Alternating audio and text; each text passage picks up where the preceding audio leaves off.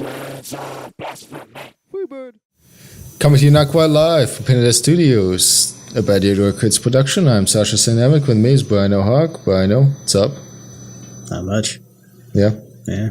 Waiting for bad weather here in Austin. Yeah, I hear that. There was supposed to be a tornado watch today. I didn't see any of it. I mean, I saw the rain, I saw a little bit of drizzle, but nothing really happened. Yeah? It's like they make that stuff up. Then it got really sunny and humid. That's weird. That is weird. Yeah. It's odd. Yeah. Well, I noticed you have a guitar behind you. Actually, I forgot that was still there. Yeah. So you going to be playing us a little bit something? Not today. I'm saving it for that episode that you keep promising about us playing around. In the meantime, Nadezhda over here is just going to be keeping us company. I see. Yeah, just sort of hanging out. Well, that is a beautiful guitar, just hanging out all sexy and slick as she is. Yeah. It's a she in case anyone says otherwise. Yeah. What I actually wanted to talk to you about was let's utilize our experience as children of the 90s, the golden age of alternative shock rock music. Yeah. And we are children of the corn. We are children of the corn, spelled with a K, backward. Yeah. We are the firstborn. Stop. Oh, sorry. It's the lyrics of Corn. I know, but if you start now going back and forth on it, there will be no end. There's so many albums we can go through. Yeah, there is. So yes, shock rock. Oh yeah, shock rock. Yeah, unlike shock jock. Shock jock. Yeah, Howard Stern. Yeah. We'll have Stupid. to. Anyways. I think shock jock though predates. Well, no, actually, no, it doesn't. Shock jock does not predate shock rock. It depends how you define shock rock. Yeah. Yeah. Sidetrack. Sort of tangential thing that happens. Here in States of Blasphemy, we talk about anything that pops into our head. We already talked about Dumbass Stern now, so. We will mention Dumbass Stern at some point or another. Yeah. Over and over. To no end, because neither one of us is a fan of his. Even back when he was on the radio, he was. I think he still does a show, but anyways. He does still do a show, but back when he was like in the Sadis. Just really quickly before we get to the topic, there's a reason why we don't like him. It's that he takes license to say whatever he wants, which is cool. You can say anything he wants, he can insult anyone he wants. When people sort of take the same license against him, he acts like a little bitch. He's a little sensitive bitch. It goes about like he takes a high road or something, when in reality he's a little bitch. Yeah. And he's a sellout son of a bitch. And so that's why we don't like Howard Stern. Now moving on to the actual topic for today, let's talk about has music... Not so much music. Have performers lost their edge? And let me define what I mean by edge. Like edge, I'm talking about very specific, like edginess. Like think 90s, 80s, like shock rock. Think like Manson in the 80s. What was it, 96, 97 VMAs coming out openly on MTV during prime time saying, I came here to deliver you from the fascism of Christianity. And the controversy of that, and compare that to the controversy of like the VMAs where Miley Cyrus is twerking with Robin Thicke. Ooh, like that. Yeah, that was quite shocking. Both considered, shocking, controversial, but there's a big disparity here between like the message of one and the message of the other. One, I would consider the one in 1997 to be far more thought-provoking and pushing the envelope than someone gyrating the butt onto the screen and people going, I can't believe it. Or, Lady Gaga wearing really... meat skirt and all that. Yeah, like outrageous clothing. That's considered edgy, even though it's not a message. It doesn't say anything. Yeah. And I know that they'll retrospectively go back and say what she means with that is, this, and that. In reality, it's meant to be shocking for the sake of being shocking. It's not really saying anything. Whereas I think that shock rock sort of back in the 90s and, even before that a little bit in the 80s, it sort of stuck to a message more like, pushing against sort of what it saw as the authoritarian establishment, pushing against normalcy, conformity, whichever way you want to define it. Yeah. I mean, do you think that it's lost that level of edginess, or do you think that it's as edgy as it's ever been? No. I mean, shock rock, all the stuff you mentioned, like Miley Cyrus and Lady Gaga, they're not rock at all. They're not shocking at all. People edgy. Would have expected it from Miley because, Disney curse, as they call it. Anyone on Disney's turned into some psycho whore or whatever. Well, the only one that's made it out somewhat decent and alive, or without too many problems, is Hillary Duff. And that's I don't hear much from her. I don't even know what she's doing. She's not really around very much. But I don't consider that really shocking. Yeah, they try to get album sales. They do it to get their attention, like they say. Publicity is bad publicity. So that helps their career out in that sense. But when it first started, like shock rock and stuff, Alice Cooper was like, the front runner in a sense of it. Not saying he was the first to do it, but people freaked out about him, and he actually told people, other musicians and friends, to accept everything that's written as something that's going to help their career. Iggy Pop, did something, I forgot what it was. Like, I think he broke a glass on himself by accident or something. Yeah. He cut himself, and people were freaking out. It's like, oh, did he do that on purpose? It's like, no, he did it by accident. But Alice Cooper was like, that was awesome. Do it again. You may have done that by accident, but say you did it on purpose, because it's going to be, something to launch your career. And, it did. They got people noticing him because it was different. Ozzy Osbourne bit the head off of a bat. He did that by accident. He thought it was a fake bat, and he did it. It would be shocking. And then he had to get rabies shots and stuff for it. So a lot of the stuff that's like, oh, that's shocking, that's a shock rock thing, a lot of it was done on accident, which I thought was funny. Well, a lot of his theatrics more is about sort of the shock and awe of it than anything that's so early down. I mean, you can even put getting away just from I know shock rock people, it sounds very specific, but it all falls under the theatrics edginess it does. of it. But think of someone like Kiss. They're more remembered for how they look than any. Their music is bad, you can name one Kiss song. I want to rock and roll all night. That's pretty much. I don't know any other song. They have a couple other ones, but I can't, it's not important. The songs aren't even that controversial, like the lyrics at all. Yeah. But it's just the way that they look. It's the theatrics of it that's shocking. That's the thing is, a lot of it is so was it theatrics. always more, like, more filler than it was any real substance? Yeah. Like this whole shtick. No, the thing is, a lot of it is just theatrics. It's part of what the band's doing to get your attention, to make you entertain yourself with the visuals as well as the audio, the sound.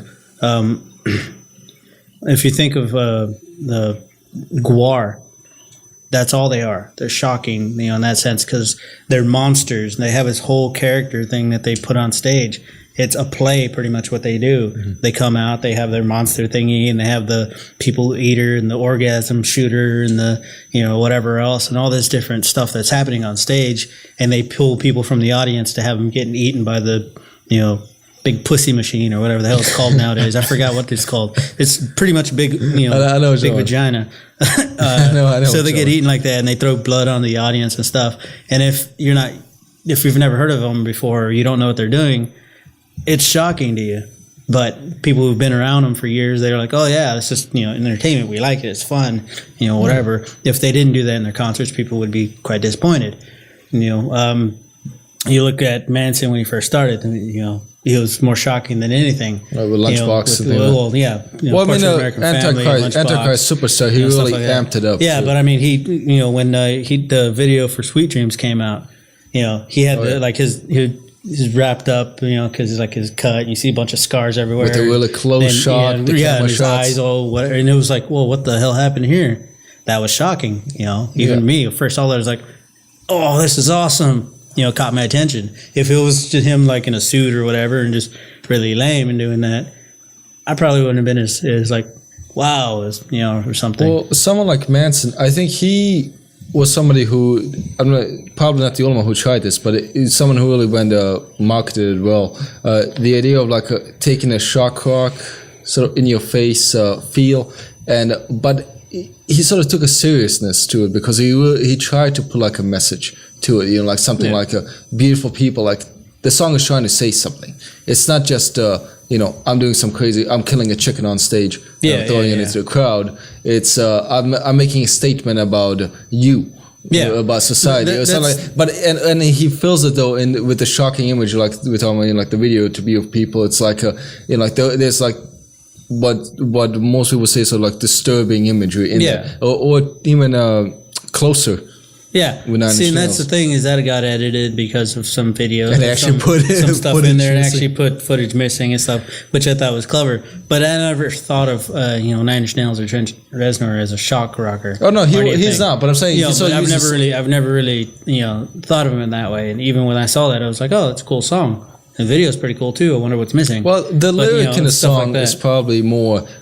Like I said, I would say that's more edgy than it is just a shock. That's like shock rock falls under the umbrella of like edginess. Let's put it that way. Yeah. But I mean, that's the thing is, depending on the band and the style of music, there's pretty much the same formula over and over and over for each band that's trying to be shocking and be in that shock rock genre in a sense. They do something that's just out of the ordinary in a sense to catch your attention. They just keep doing it, and they see how far they can push the envelope before it gets old.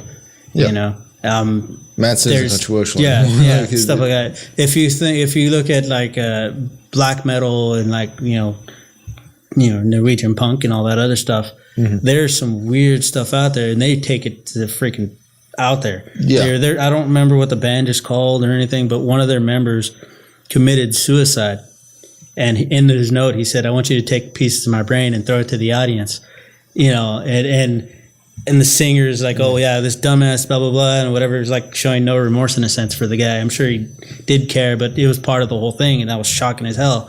And it was like, that's pretty damn shocking. It's that's shocking. Also it's stupid, but that's pretty damn shocking. Just the word out of my mouth, and stuff like that. So it's how far will they push it?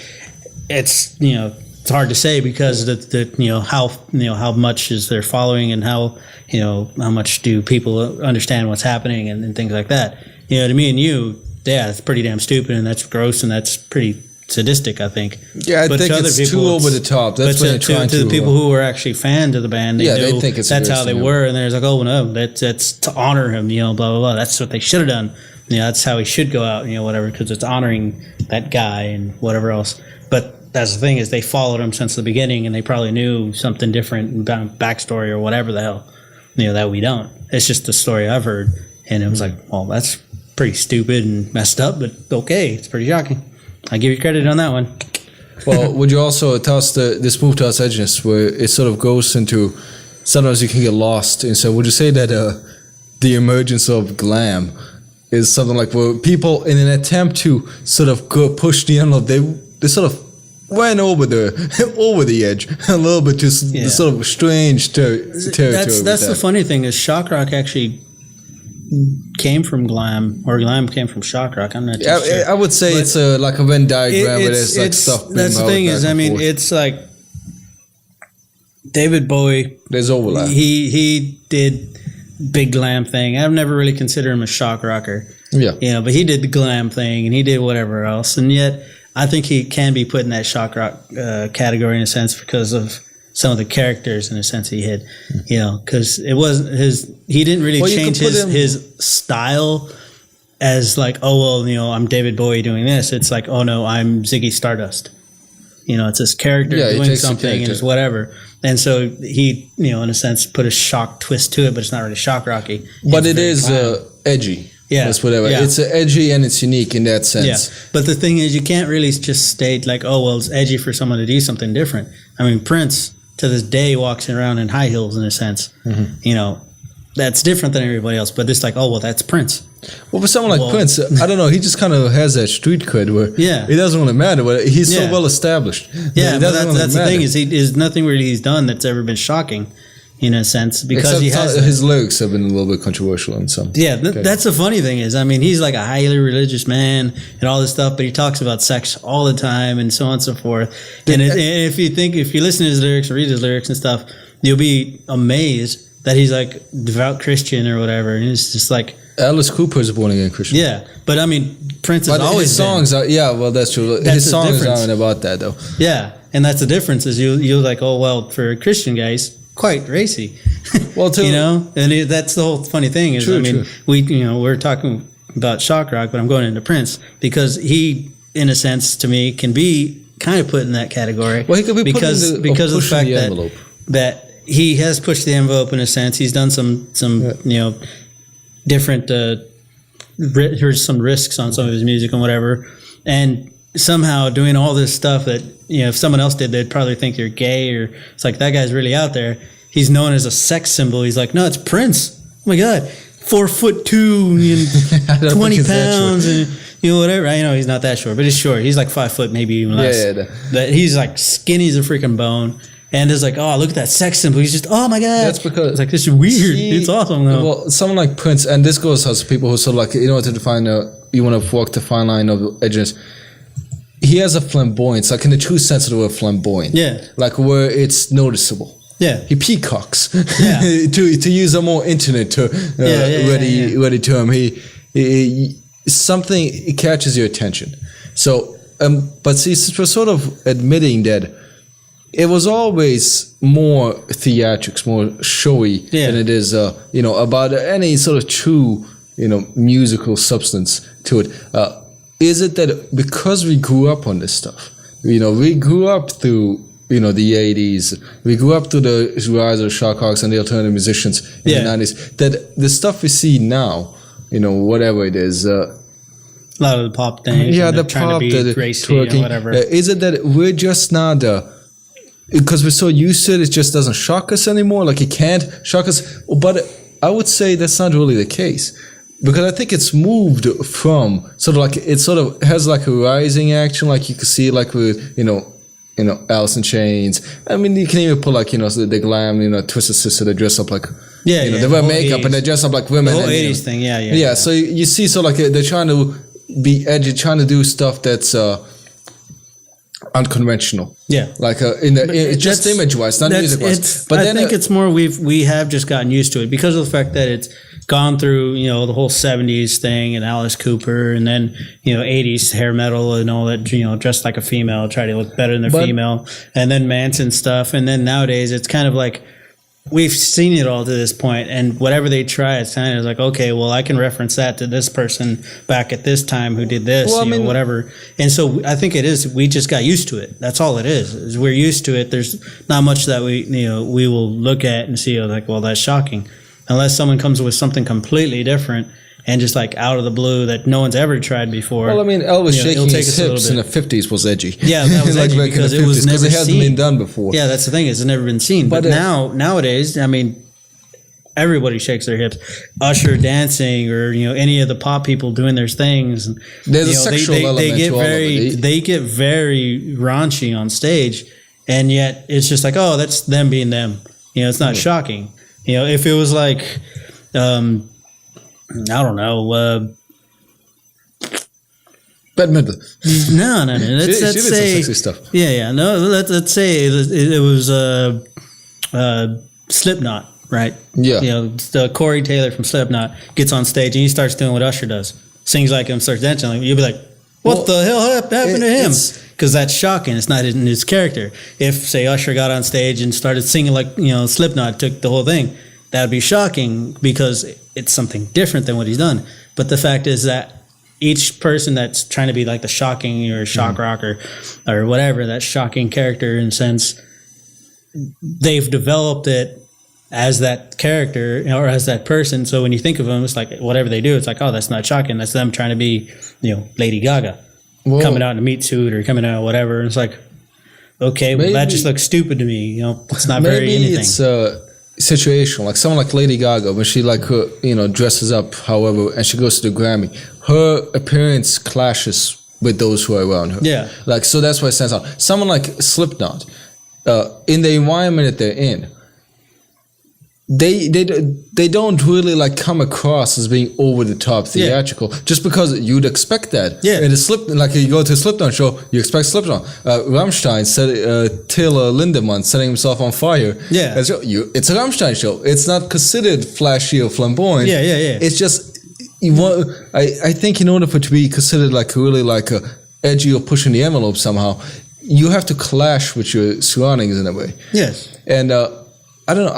I still feel like I understand that we've gotten used to it in some sense. So, which was why the 2004 a Super Bowl where Janet Jackson flashed her tits and then lost the man was really shocking to me. By then, we should have been used to stuff but like that. The thing is, everyone should have known that it was staged because she did have a pasty on. Yeah, but they tried to.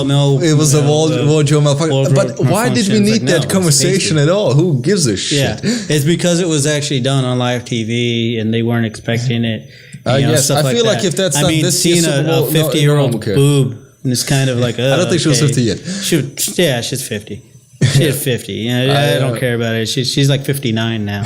You know, hey, give it to her credit. She is decent looking at her age. Mm-hmm. You know, what do you have against Janet Jackson? Nothing. LaToya, you can go against. No, seriously. I mean, for her age, I mean, yeah, she's not bad looking. Yeah, I mean, she's no Martha Stewart. No, well, Martha Stewart in her day. You see the picture of Google young Martha Stewart. Oh yeah, she had it going on. Yeah, still does, considering she's like in her 70s. But that's neither here nor there. But it just had to be said. You go, Martha. You go.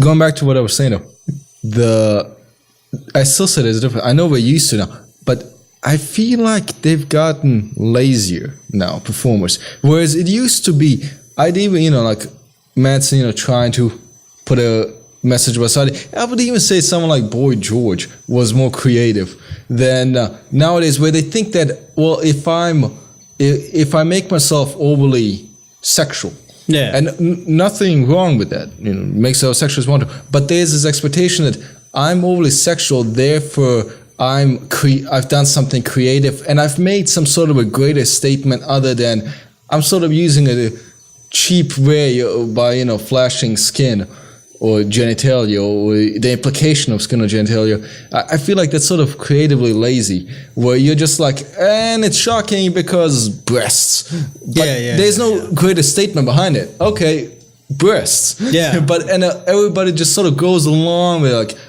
we saw a side boob, therefore this is controversial. Well, I feel like, I don't know, maybe it's nostalgia in me, but nostalgic in me, but I would think there should be more creativity to like what's considered edgy. Yeah, but in my opinion, now I know it's subjective, and I know it's just my opinion. The thing is, it's also, if you think about it, at the times, I mean, in the 90s cartoons, you look at the cartoons, they were more edgy in a sense. They were very, like Daffy Duck getting shot in the face with, well, that's back shotgun. In the 30s, man. Yeah, I know, but like 90s and 80s and stuff like that, stuff we grew up with. Well, the Simpsons Tom and Jerry getting their asses kicked left and right.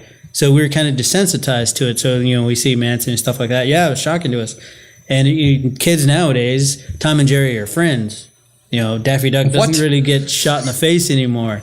Everything is a little too nice and like kid gloves on. It's all fluffy and yay. So they see Gaga or Miley and stuff like that, and they're like, oh, that's shocking. Oh my god. It's like, should have seen the cartoons I was watching. You'd be shocked then. But that's the weird part. We're in this dynamic where everything is more, like I said, everything is more sexualized imagery wise. Yeah, it's more sexualized, and that's considered. That sexuality has been normalized. However, people are still a little bit more squeamish about things, about the actual messages implied by it. Like I mentioned, I referenced Manson coming up on the VMAs and calling Christianity fascism. I don't think that would happen today.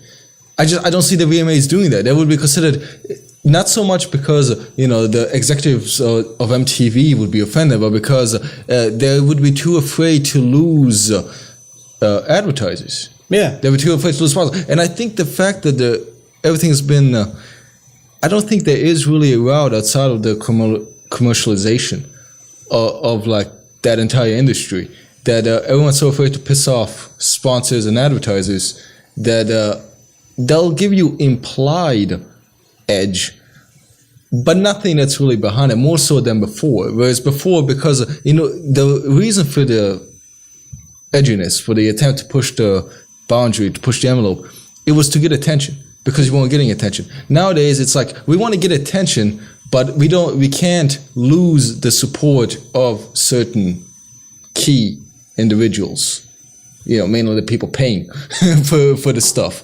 Yeah. So we'll give you edginess, and that edginess is going to be like a side boob or something. maybe a bulge in some guy's pants. But other than that, it's kind of just fluff. Yeah. I mean, I don't know. Just the shock rock, whatever, the edginess of things has gotten pretty lame. It's really what it is. You think there's a backlash against it? No, I think it's just gotten lame. There's too many people trying to do something to get themselves out there and make a name for themselves or just get, the spotlight back on them or whatever. Kanye West all the time says something stupid and everyone's amazed by it. And it's like, amazed or they're laughing at him? No, they're amazed by it. It's like, why did you say that? Oh my God.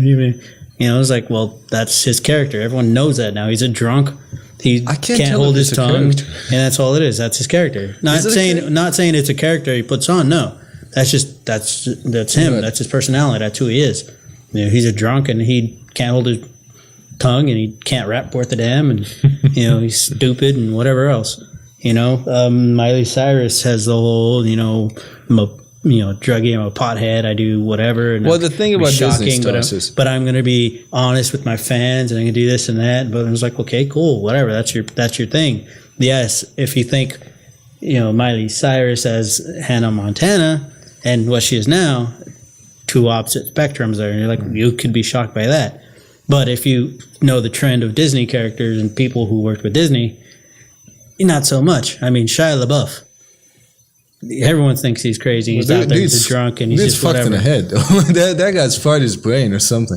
Yeah, Disney. And I don't think he was on Disney. It's a whole character. That's the whole thing for Disney because they have to show you. I think it's one part because they're child stars, and child stars go through a rough freaking life as it is in a sense because at a certain point they become adults and they're either not as cute as they used to be or they just can't get the jobs or whatever. So that can mess with you. It's just so many different things. But it's funny that Disney is known to have most of their actors and people that they had are not not all there in a sense. They've gone down as, this person used to be with Disney because that's why they're like this, And so that, if you think about it, it's shocking because how they were and how they are now. But it's not really that shocking, at least to me, because I expected it that way. Well, when it comes to something like Disney stars, I think a lot of it is when you try to transition from being a child star, even if it's a child musician, singing the pop songs, and you want to go into adulthood, more adult-oriented things. A lot of them feel that they need to go over the top with it, like show you, I'm grown up now. I'm, 18 plus. I am not this asexual 12-year-old preteen. But that's the thing is, it's not very shocking. Like I said, at least to me, it's not very shocking. It's expected. If you just look at the history of child actors, child stars. Some of them have committed suicide. Some of them are, you don't know, who they are anymore. You mention their name. It's like people will be like, who the hell is that? Oh, it's, Charlie from Charlie and Chocolate Factory, way back when, the first one. It's like, who the hell is that guy? Well, he's a pig farmer now. Like, oh, okay, that guy. As long as he's happy. Yeah, the dude from Sidekicks with Chuck Norris, the guy who looked like a friend of mine, student I had for martial arts, shot himself. He shot himself. I'm not laughing because he shot himself. I'm laughing because that was an unexpected twist. Yeah, but he killed himself. Child star. He was on Disney. But famous Jet Jackson. Yeah, but correlation does not equal causation. But that's the thing. Child star and where they're at now. And the funny thing is, he was actually there's a trend. Though I get it. There's a trend. He had a career that was actually picking up again, and depression, child star thing, whatever. Also, Disney. I think Disney has something to do with it. Correlation, no? Yes. Disney's a heartless monster. Is that shocking? Over your stool. Is that shocking? Well, yeah, but that wouldn't really fall. That wouldn't fall on the topic that we're talking about because those are people's personal demons. No, but that's the thing is, we're talking about shock rock and shocking in a sense. Lady Gaga and all that. That to me, that's what it is. She's Disney. She's never been on Disney, but she's Disney to me. That's how lame. She's a very packaged. Yeah, but that's how lame she is. The stuff Miley Cyrus does, it's lame to me in a sense because I expected it. It's Disney in a sense. It's not, doing an abortion on stage, was sticking a hanger up her twat and like going like crazy or something. Stay tuned, it's coming. That would be shocking. She'd probably end up in jail or something too, but that would be shocking. I'd be like, okay, you got me. But that would be shocking, but would there be a purpose to it? Like, would you really think like that there's a point to that? That's the thing. No, but that's the thing. That's what shocking should be. It's not, I'm doing it so I can set a point. No. Manson did his stuff, but when he first started, it wasn't because, I'm trying to set a point. Yeah, it's randomness. It cut himself on stage, so whatever. Iggy Pop.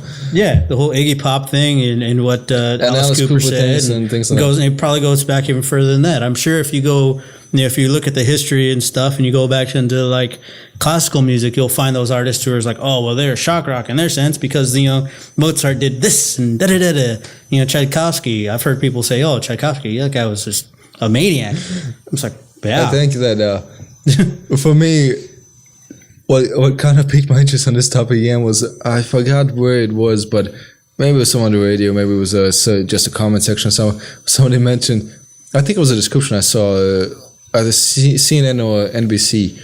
They mentioned something about Justin Bieber, and they said like the shocking musician, and the reason why he's shocking and they use the word edgy, like he's the shocking, edgy musician, and the reason is because he's got like some couple of dozen tattoos now, and that's for a pop artist, yes.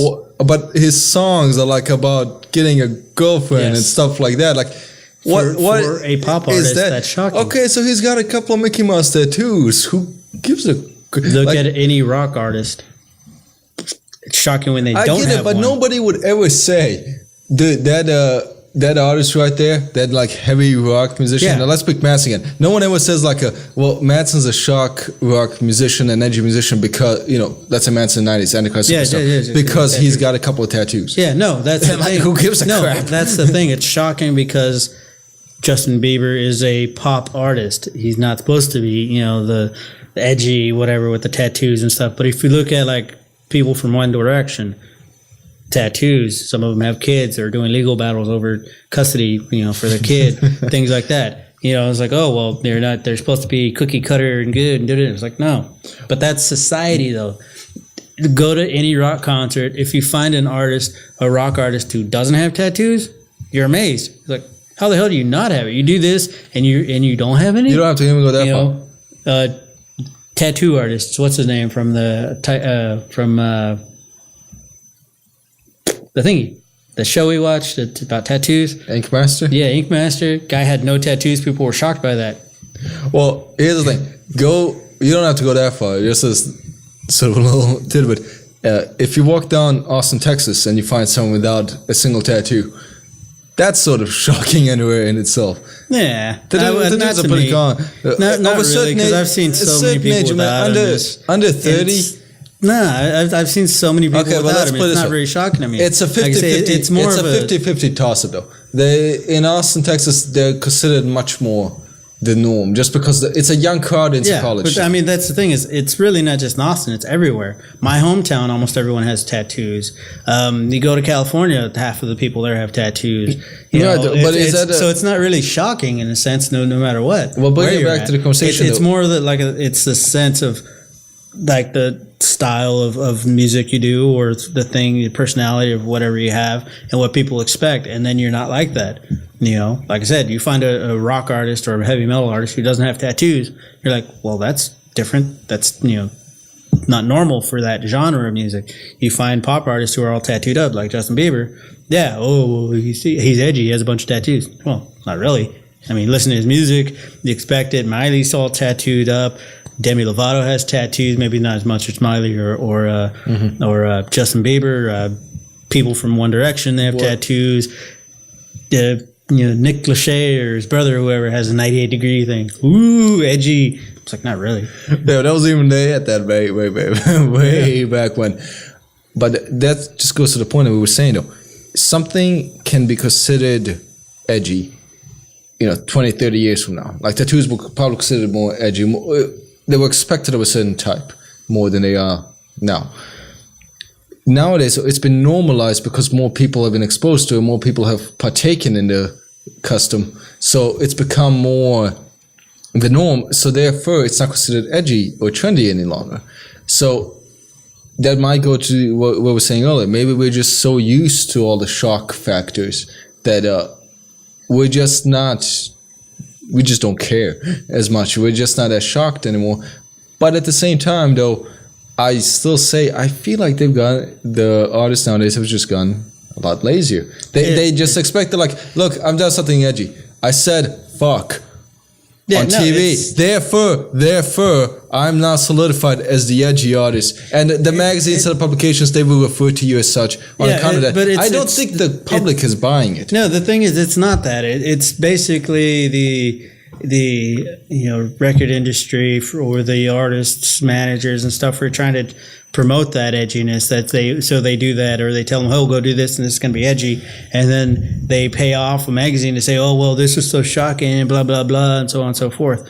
It's not edgy. Nothing this day, mostly pop artists, isn't edgy. Unless you go into the underground stuff and listen to bands that you've never heard of, you're not going to really be shocked. Because, you listen to punk bands. If you ever go to a punk show, you'll be shocked at how the crowd is. Because if you've never been there, it's, psychotic in a sense. Everyone's beating on each other. G.G. Allen shows and things like that. Yeah, no, but just that's the thing, is they're like beating on each other. They're doing so many things, mosh pits, any, rock concert. You'll be amazed if you've never been to it. You'll be shocked because that's not what you're used to. As a rock guy, you're like, oh, no, you're supposed to mosh. You wouldn't, you expected it, whatever. If you go to if I went to a NSYNC concert, I know they're not together anymore, or whatever. But if I went to an NSYNC concert, any day now, and they're mosh pitting, I'd be shocked. I'd be like, oh wow, if you go to a Rammstein show and they don't have fire at all, I'll be shocked because that's what they're known for, So yeah, that's the thing But it's not shocking, no matter what the artists do nowadays, because of the fact that it's what we expect. And they've found a way to manufacture the whole feel of it. Yeah. And that's why I think some of it has sort of lost.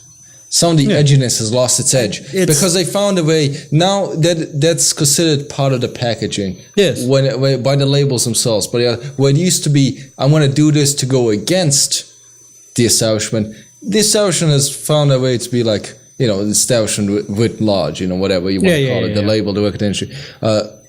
They found a way to sort of make use of this. And I think that's why we sort of ended up in this sort of equilibrium. Like anything else with the music business, they're going to find a way to rape it, and shocking, there you go. They're gonna find a way to make money from it as much as possible, and they're gonna do what they can because they're an industry of a bunch of money grubbing vampires. I thought you were gonna say money grubbing cunts. Well, that too. But so it's not really shocking at all in the fact that now everything you do on TV and artists and stuff, they try to be edgy. They try to get a name for themselves in that sense, and they do something to get noticed. But it's not very shocking, at least to me, or to you either, I'm sure, because of the fact that we're used to it. We grew up in the 90s. There's a hell of a lot more crazy junk happening there. Because a lot of people were experimenting more back then with music. Yeah. Well, maybe that's it. Maybe we'll have like a resurgence of like people experimenting stuff. And it might not be something overtly shocking over the top. Yeah. But it's going to be, we'll consider it, boundary pushing just because it's something that's different. Yeah. But we won't know what that is until we see it. Yep. So we'll stay tuned. And you guys stay tuned until next week. Alrighty. Bye-bye. See you guys.